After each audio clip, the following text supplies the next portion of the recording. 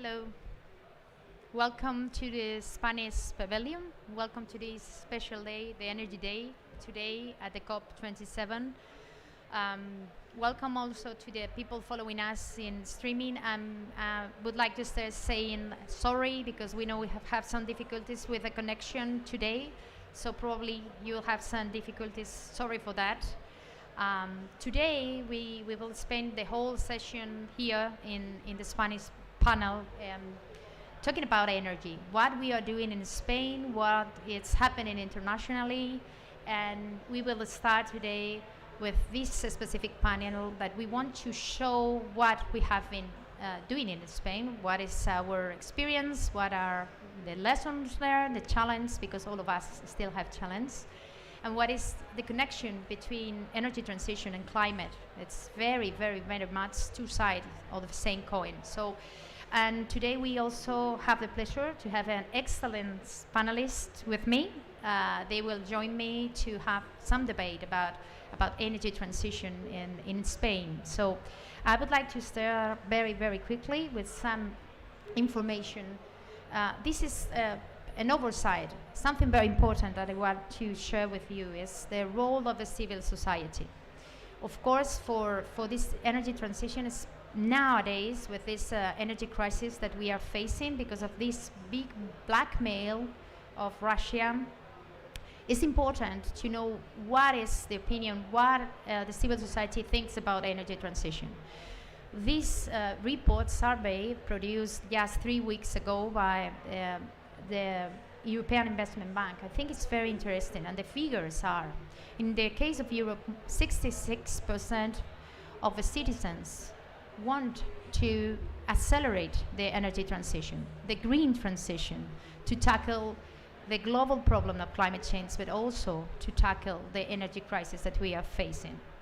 But if we look zoom up in Spain, even though we have the figures are even better, we have close to 70% of the citizens supporting this acceleration of the green transition. We also have 80% wants to reduce. They know we can reduce the consumption of energy. And the last point is also very important. They consider that the tax, they support the tax of more polluting activities. So this is something very important, and this is part of the success story in our country, in Spain. Second information I think is very important. When we think about climate change and energy transition, it's not only about civil society, it's also about economic activities, it's about finance work.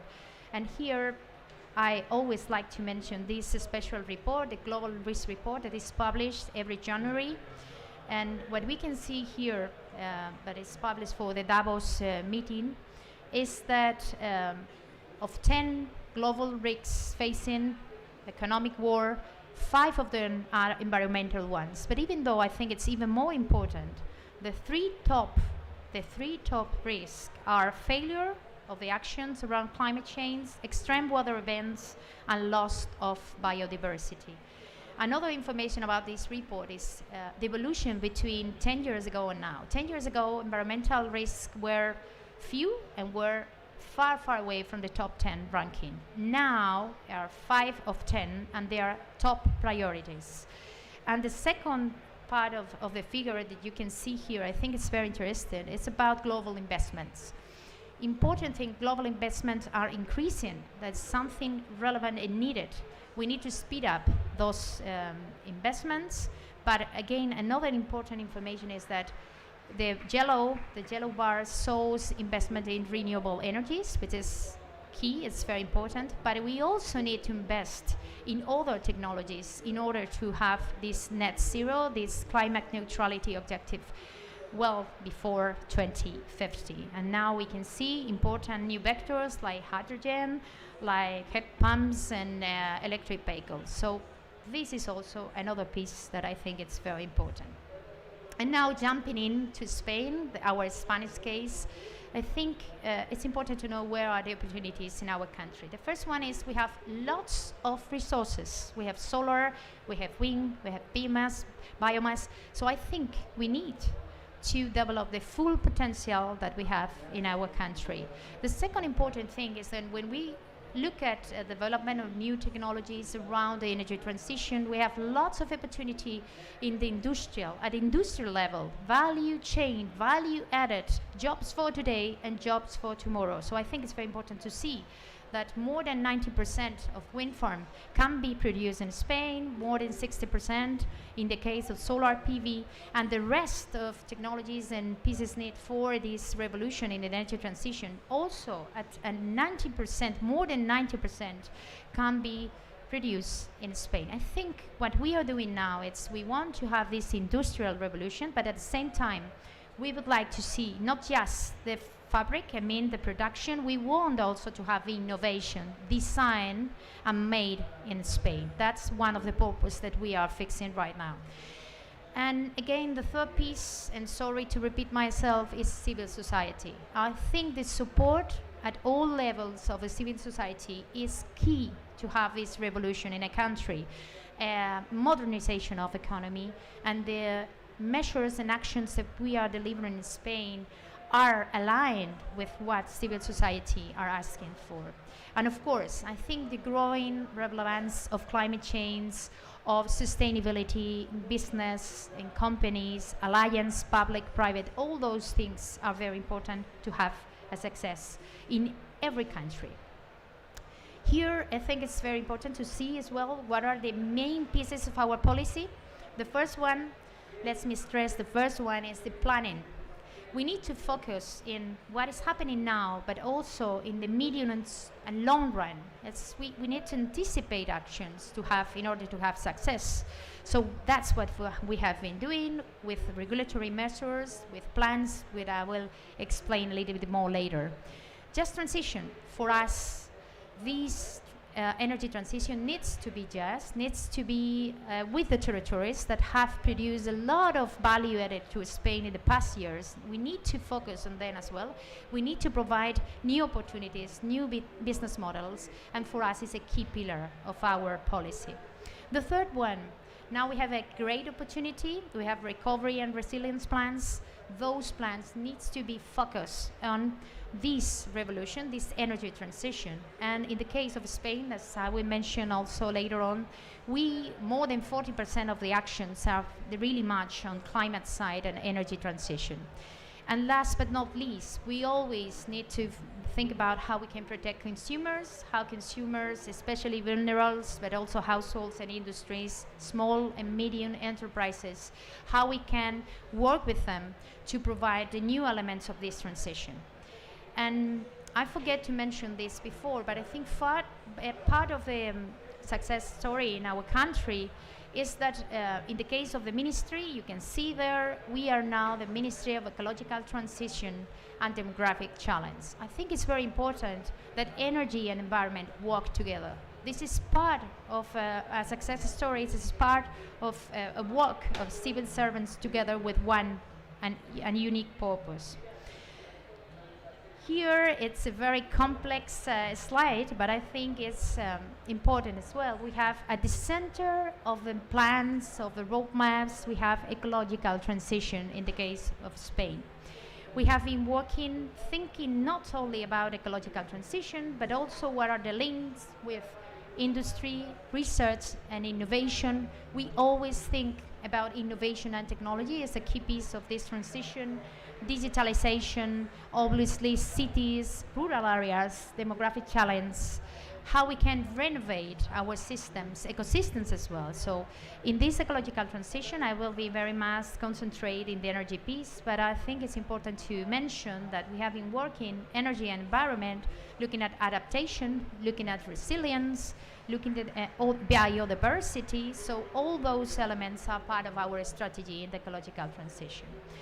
And one of the main projects that I think it's very important for the policy in our country is the National Energy and Climate Plan. It's a plan with a time horizon 2030, with clear objectives, with clear measures, and I think this is how we deal with also recovery plans. We look at the measures that we put in front of there, and then we try to implement them, most of them. Another important piece So this is the national plan with clear objectives and renewables in energy efficiency. Also, there is a clear objective in reduction of CO2 emissions, so greenhouse gas emissions. Electrification is a pillar, but also new vectors in the energy sector. And then we have this. This is the vision 2050. Probably it's difficult. We can't imagine how we want to be in 2050, but I think it's important to start writing and implementing how we see our country in all sectors of the economy and the industry. We need to think about, obviously, in agriculture. We need to think about households. All the pieces of our economy need to be in the same way, and this way is the carbon neutrality for 2050. And of course, I invite you to go to the webpage of the ministry and go through this document that we will review it every 5 years, because things are evolving very fast. Investment, the current situation, obviously, put in front of us the necessity to accelerate this transition. So it's very important. And now, this is part of the work, what we have delivered since 2020. That means that we have a strategic plan and a strategic view, but we also think we need to make different pieces for different technologies and different sectors of our economy. And let me start with one important thing. I forget about it, and I think it's essential to have a law on climate change and energy transition that put the objectives in 2050, in 2030, that have short-term objectives for the finance sector, for economic sectors, but also it's a pathway of how we can work together in the private and in the public sector to deliver the final goal, that is carbon neutrality. In this case, what you can see is all the pieces, and we have a lot of roadmap for storage, an element very important if we want to integrate more renewables in our country, in Spain. We have an important piece. This is the roadmap for self-consumption, an amazing work on how we can reach ambitious objective from 2030 and 2050. One, it's about the marine technologies, offshore wind, a promising sector that needs to evolve in Spain, where we have a lot of coast, and we need to use that potential to increase the hydrogen, green hydrogen. I think, and we will have an event today, just before this one, that is going to be about green hydrogen. I think our strategy and roadmap is very important, and we have seen a lot of action around green hydrogen in Spain, and an important point, I think, inflection point was the publication and approval of this roadmap. But again, I don't have time to explain all the roadmaps, but I also encourage you to come and visit our webpage, and if you have any information that you want in detail, it's completely available. And now I jump in recovery plans. Recovery plans bring us the opportunity in this moment, a specific difficult moment, because all of us, the planet as a whole, suffer this pandemic, this COVID, and then we are suffering this energy crisis. So we put in place a complete recovery plan, very clear and very aligned with this ecological transition. We have to mobilize this amount, 70 billion euros on grants in different sectors and different actions, but as you can see, close to 40% of the actions are green, are related to climate change, and around 30% of the actions are linked with digitalization. I think both pieces needs to go together. This evolution needs to go together. These are the specific actions very much linked with energy transition, and I will start with sustainable mobility, where we have a lot of resources, a lot of grants for this sustainable mobility. We're working on how we sharing points around the territory. We can put the infrastructure and make this as a real choice for the citizens, because we need the citizens to be active in this policy. It's not about governments putting the policies and measures. It's also about all of us taking the right decisions in the right moment. So we try to accelerate with this kind of instruments. We also have aids for buildings. I think the renovation and refurbishment is something very important that can provide a lot of energy efficiency. And then I think the green part is very important. It's very much linked with this energy transition, with renewables, innovative renewables in our country. We are talking also about the smart grids and storage, hydrogen as a new vector. I want to say renewable hydrogen. That's why is because I think there are lots of colors around the hydrogen, and I think we need to be clear. In Spain, we are promoting renewable hydrogen as a clear vector for carbon neutrality. And then just transition. Of course, we think just transition needs to be one of the key pillars of our policy, and we put also part of the resources of our recovery plan on that part. And the last but not least, I think also is very important that public administration do the better, act first to be efficient and to provide a clear example to all of us how we can have, okay, I think I need to finish just to give the time to the right people. But again, I also invite you to jump in the recovery plan that is completely available for you at our webpage. This is a specific instrument, more centered in innovation, innovative actions for renewables, for storage and for green hydrogen. We want to mobilize around 7 billion euros of public resources, and we want to have around 300,000 jobs because of these new technologies coming from the energy transition. And last but not least, I think Spain has been working hard since the beginning of this crisis plus crisis plus crisis. We start with a pandemic, but then we have this energy crisis that we are suffering in the case of Spain since last summer. So since last summer, we have been working in different measures to alleviate the bills of families, households, and industries, to also be very active in negotiations in Europe, as you well know.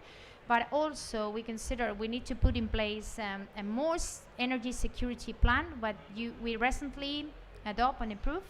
And this more energy security plan have 6 main pillars of action that I just want to mention once again. So the first one and the evident one is energy efficiency. I think is the best way of acting, how we can be efficient, how we can reduce our consumption. The second one is the main pillar, the structural one is continue strengthening the energy transition with more renewables, with more self-consumption and new energy vectors that needs to be part of the solution. The third one is protecting the more vulnerable ones. So we put in place lots of measures to try to support those families that have more difficulties in this energy crisis. So I think we have been very active with those specific household sectors in this. Then we have fiscal measures. Always fiscal is very important to achieve the adequate goals. So we have been working in that side. And strategic autonomy. I think it's very important that this transition won't bring us to new bottlenecks in the future. This transition will need new raw materials, new minerals. This transition will need to put us in front of us new dependencies, and we need to be active to avoid that kind of situation that we will have new blackmails in the near or in the long-term future. So, and the last and not least, I think it's very important to think about solidarity. Spain is in a very good situation when we think about energy security. Obviously, affordability and prices is one of the big challenges for all Europe. But again, we are putting in place a lot of solidarity measures to help our member neighbors in Europe, and we will continue to do so. So now I would like to start this excellent panel. Just one second. I need to have the mic.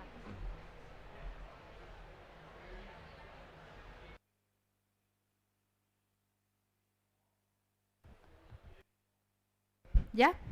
Yes. Hi. Hi once again. Today I have the pleasure to have with me Gonzalo Sainz de Mira. He is from the Green Group, representing today Green Group. I think it's a group of more than 50 companies, different size, but always with a clear objective to work through sustainability, work for climate change, and how all together we can make alliance and try to tackle this big problem that we are facing in the world. So thank you for being here today. He's also Director General of Climate Change at Iberdrola. Then we have Cristina Rivero, sorry. And Cristina is Director of Industry, Energy and Environment, Climate Department in the Spanish Confederation on Business and Organizations. He has been following the COP for many years.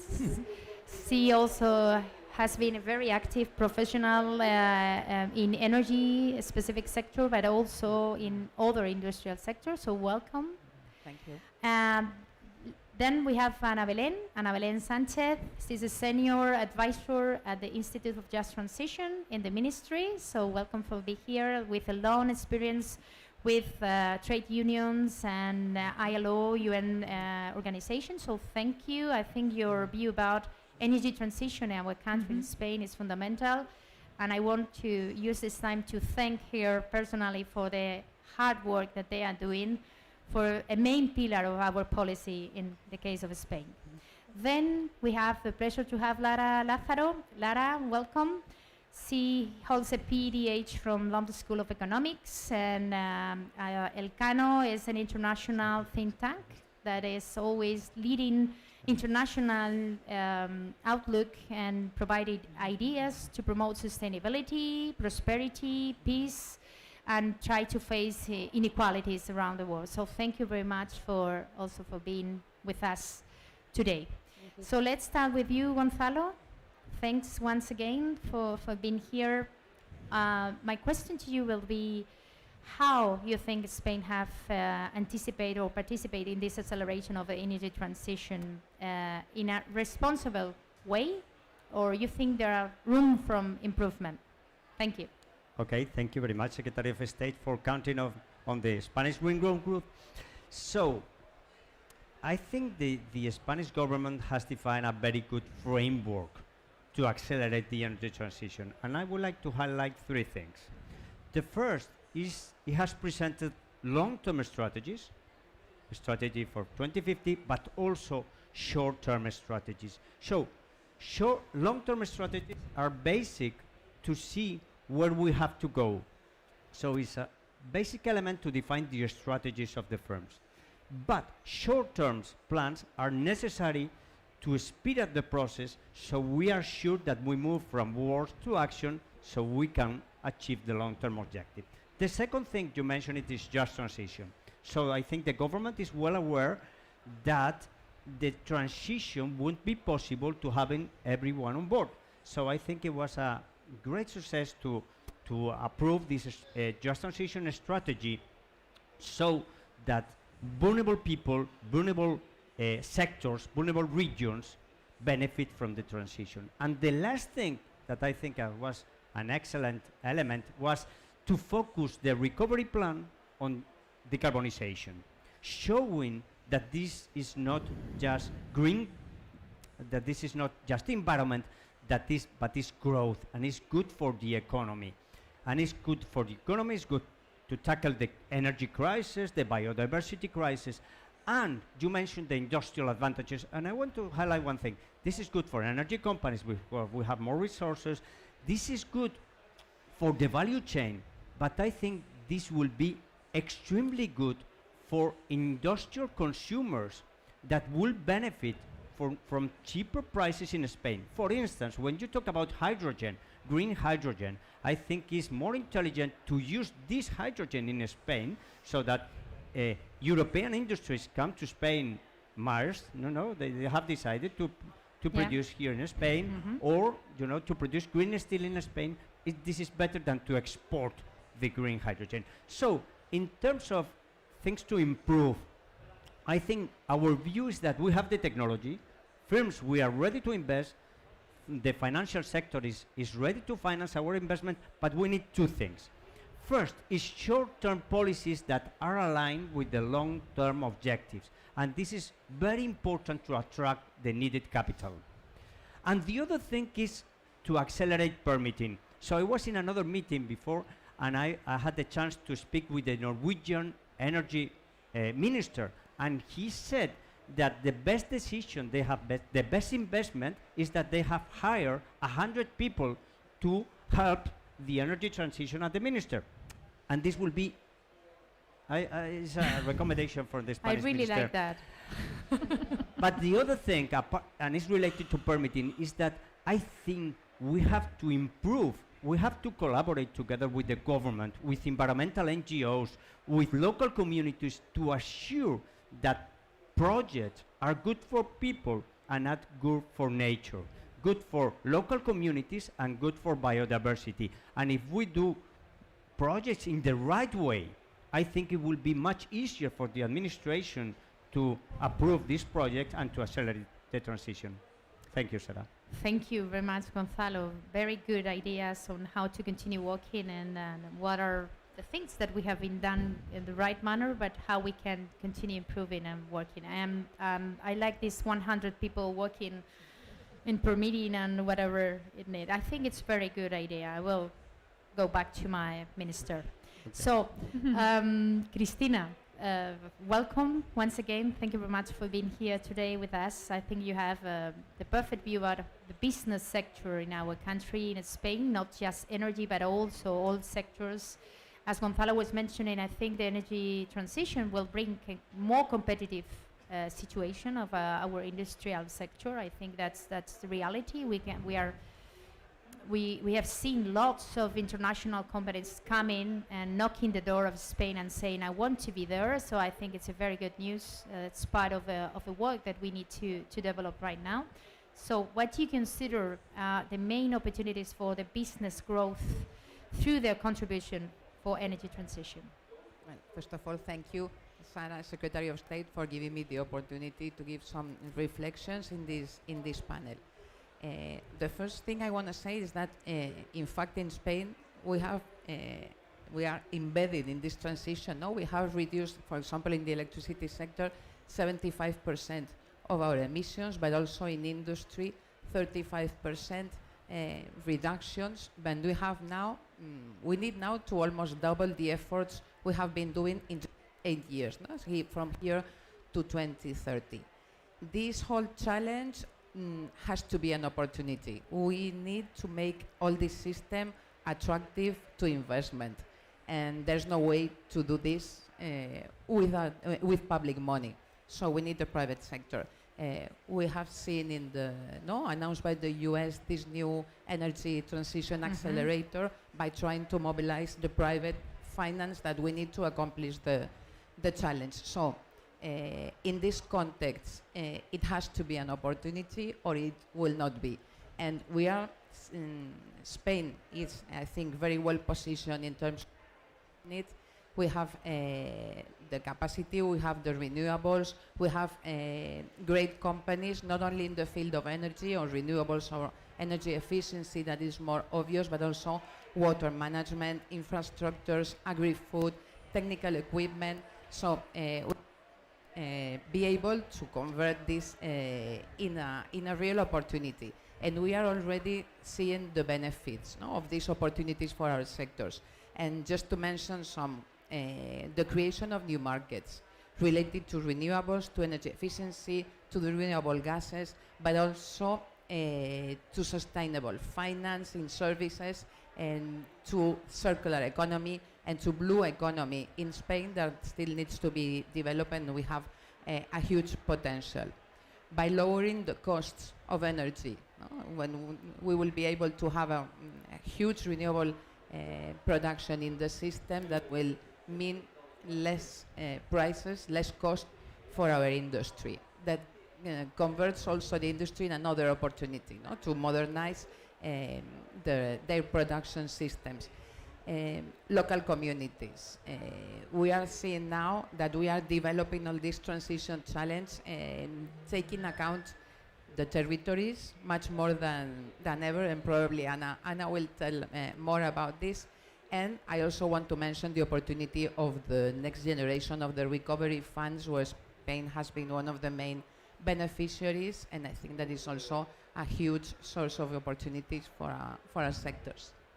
Cristina, thank you very much. I think Gonzalo and you yourself, you stressed the importance of maximizing opportunities. I think it's very important to really identify the opportunities and show the best cases. I would like to invite you also to join this afternoon session about a Spanish case study. So things that we are implementing right now and we have success, things to report back here at the COP27. So thank you very much. And now we have Ana Belén Sánchez. Ana Belén, thank you for being here. I think I need to take advantage that you are here to explain a little bit what is the role of just transition in our whole energy policy. Thank you. Yeah, thank you very much. It is important, I mean, and your presentation was very clear about that, to understand the energy policy in Spain has a very strong role on people.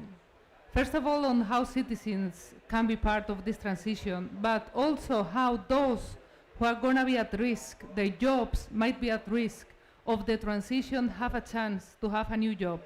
And this is what we are doing with the Just Transition strategy at the Just Transition Institute, that is part of the Ministry of Ecological Transition. So for us, it was fundamental to start by talking to the business community and the trade union community. So that's why we have two tripartite social dialogue processes that are the pillar of our work. One for the closing of coal mining. Right now in Spain, all coal mines have been closed. And the second one is a social tripartite dialogue process, because those owners, the electricity facility companies that own the coal-fired plants, they requested to close them. So we as a government, we didn't want people to have any problem with the transformation from coal to renewable energies or other type of energy production. So we wanted to make sure that there was this idea of leave no one behind, and that's at the core of our work. So we started with this tripartite dialogue process, which is important because each of them, trade unions, company, employers, and us as government, has committed ourselves to replace those jobs that will be at risk. So what other things we are doing? We are working very much with communities. So we have assessed, analyzed which are the specific municipalities in Spain that will be at risk of job losses or any type of fiscal impacts at the municipal level of these type of closures, both coal and coal power plants. We are also dealing with closing of nuclear power plants, by the way. And we are providing to them a number of support measures. For example, in the case of coal mining communities, we are working through an employability improvement service with former coal miners to provide them with a number of soft skills and training skills for them to be able to find a new job in the local economy. The other thing that we are doing, which is very important, and it's helping us to make sure that the job losses equal job creation, is that we are working in the largest, and it's actually the largest ecosystem restoration program in Europe. So we are spending part of the EU recovery plans in recovering all those areas that were degraded, the ecosystem was degraded because of coal mining, in Asturias, in León, in Aragon. So former coal miners are the ones doing that job. So in a sense, we are transforming coal miners into green jobs, which is not easy at all, but we are making our best to make sure that we have everything online. And let me maybe finalize by saying a little bit about how we are working with the other tripartite agreement, because this is working so far very well. It's about coal-fired plants closing, and we are working very closely, particularly with the business community, with the 4 companies that own those companies, Naturgy, EDP, Iberdrola, and Endesa. And we are having a constant dialogue with them to see how we can, in those just transition agreement territories, we can ensure that new investments hydrogen, green hydrogen, renewable energies, and other type of industrial investments are placed in those areas. So far, we have the full support of those companies. We have the full support of the trade unions.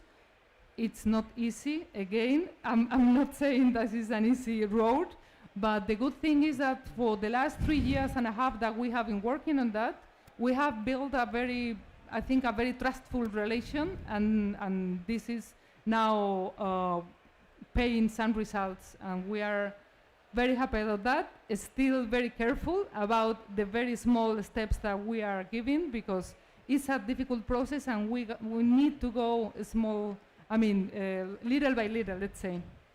Thank you very much, Annabelle. And I think it's a detail, and we need to take care of those territories. I think it's an excellent work. We need to continue working. It's not something for 2 days. It's a question of years and opportunities. So thank you.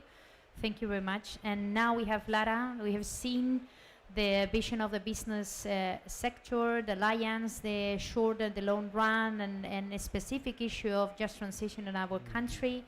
But I think it's important to see the role of everyone, how everyone can play a role in this transition, how we can get to this net zero, this decarbonization pathway. So what do you think each of us, NGOs, but also academia and the governments needs to do to speed up the process and have the final goal, that is decarbonization? Thank you ever so much. It's, can you hear me? No. Can you hear me? No. Yes. Perfect. Thank you ever so much for the invite. It's a pleasure and honor for Elcano Royal Institute to be here today. I think the idea would be, if you can imagine a circle, we could start this virtual circle of implementation with high-level political commitment.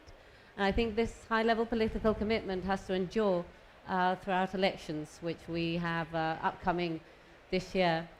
In addition to this, I think institutional capacity building is key. I hope that those 100 people working on permitting can be materialized in Spain.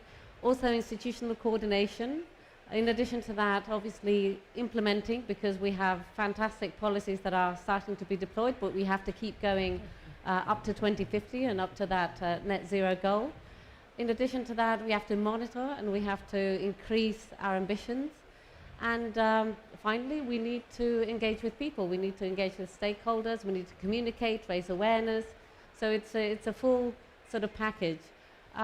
If I can go into 3 additional topics, I would again stress the rules that you've been talking about. So legislation and policies. And we've mentioned the NECP, the National Energy and Climate Plan. This NECP up to now, and we're expecting an update in a few months, and I know the modelling work has begun a few months ago, so we are probably expecting increased ambition. We can't say any figures yet, can we? But that's upcoming. With both the update of the NECP and the Repower EU, those 6 gigawatts of renewables that have to be implemented a year are probably going to be increased. So that means going to the territories, and I'm afraid I'm going to give you a bit more work if you didn't have enough, because we've been talking about, we've modelled our just transition contracts on the French just transition contracts, and that's great for those activities and areas that are losing work and losing industry.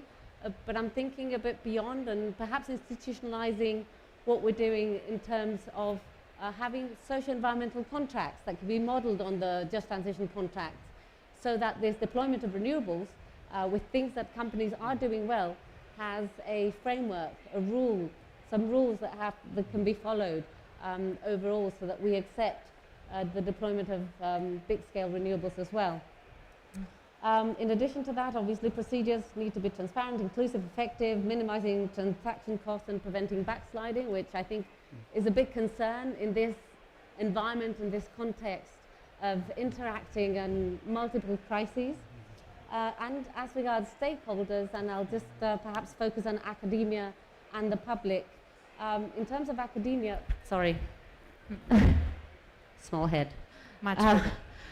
So in terms of academia now, I'm thinking here of the Climate Change and Energy Transition Law. There's Article 37 that is expected to deliver an expert panel of people for climate change and energy transition. Well, I think academia can well contribute to that, and the draft royal decree includes this possibility. So I'm hoping that this expert body for climate and energy transition has the teeth that, for example, the Committee on Climate Change in the UK has had since 2008. I think academia can contribute there. And in terms of the public, and perhaps adding to the figures that the Secretary of State gave us before, what we see since 2017 is that Spaniards allocate climate change the first foreign policy priority. So year after year, it's our concern what the government does outside our borders in terms of climate change. However, this year, in 2022, what we see is that there are differences. There's a polarization in terms of foreign policy priorities. People from the center and the left-hand side of the political spectrum see climate change as the first foreign policy priority, whereas people from the right-hand side of the political spectrum see access to energy much more important and see climate change as the last foreign policy priority. So I think there's, given that these two elements in the medium and long term are aligned, I think we need to work on the narratives to that. And of course, we need to bridge the gap between our concerns that are given by the surveys and the actual things that we do. Thank you very much. Thank you very much, Lara. They are telling me that we don't have much time, but I have a very, very quick question to all of you. I think part of the answer to the climate crisis and also to this energy crisis is obviously speeding up this energy transition. It's obvious, and it's something that I think all of us can agree. But I would like to ask you one question, and you partly answer that question, is how you think we can achieve more, faster, and better. I think it's important, this part, better renewable energies and better transition in our country. So just brief comment from each one, if you will. For us, it's very clear. We have to reinforce the collaboration between firms, governments, local communities, environmental NGOs, to assure that the implementation of this energy transition is good for people and for local communities, and is good for biodiversity. And in this way, I think we can improve social acceptance, and this will ease the permitting process at the national and regional level. I think, from me, this is the task for the next 2 years, to do projects in a better way, collaborating between governments, NGOs, and yeah, I totally agree. I think it's the task for today and next year and the next year. I think all of us needs to work on that specific issue. And if I can say something, an investment in new human resources at the ministry to tackle this I have energy in crisis. capital letters here. So yes, of course. And Cristina. Well, to accelerate very basic things. First of all, regulatory stability. That's essential. As I was saying before, making all the system attractive to investment. Mm-hmm. And that comes through regulatory stability, stronger public-private collaboration, agility in the administration, in the permitting, but also social acceptance. Okay, thank you. Ana Belén? Yeah, very close to their ideas. We now know how to do things better in terms of making sure that the transition is good for everybody. So we need to bring out those ideas to closer maybe to the energy policy in the way we are doing, for example, with the Just Transition tender, that if you are following the Spanish situation, you know that it's now open in Aragon, in Andorra. And those type of elements, very innovative, very different to the mindset that we all have had so far, is working very well because that's a way of maximizing job creation at the local level with renewable energy production. So this combination of social policies together with energy policies focusing on renewable energy production has been very, very important for us, and I think it will have a larger role in the future. Thank you. And last word, Lara? Yeah, just to recap, I think a predictable regulatory framework is absolutely paramount, and when we speak to the companies, this is something that they tell us time and time again. Like speeding of the permitting process and reinforcing the institutional capacities, social acceptability with the social environmental contracts, and I think perhaps something that we haven't touched upon is the R&D component, because the national plan is very important, and there are now complementary funds that are pushing the boundaries of knowledge. And just to bring you a small example, the Solar Energy Institute that's, I believe, attached to, or affiliated to the Polytechnic University is undertaking primary research in ultra-thin and ultra-lightweight solar cells made with 2D materials that may have less dependencies and critical material dependencies, going back to the Secretary of State's point. So I think promoting those complementary programs in the future, taking advantage of the Next Generation EU funds, is absolutely critical. Thank you. Thank you. Thank you very much. I think we are coming to the end of this side event. It was a pleasure to share this time with all of you. I think we need to continue working together to make this Spain's case as a successful story for all of us, for companies, for civil society, for government. But again, I would like to use this last 30 seconds to just let you know that in Spain at the end of February we will host the International Renewable Energy conference. It's called SPIREC. So we expect to have high-level panels, presence of governments, but also enterprises, business sector, academia. So I would like to use this time to invite you all to come to Spain at the end of February, from the 20th to the 23rd, to IFEMA in Madrid. Thank you very much. Thanks.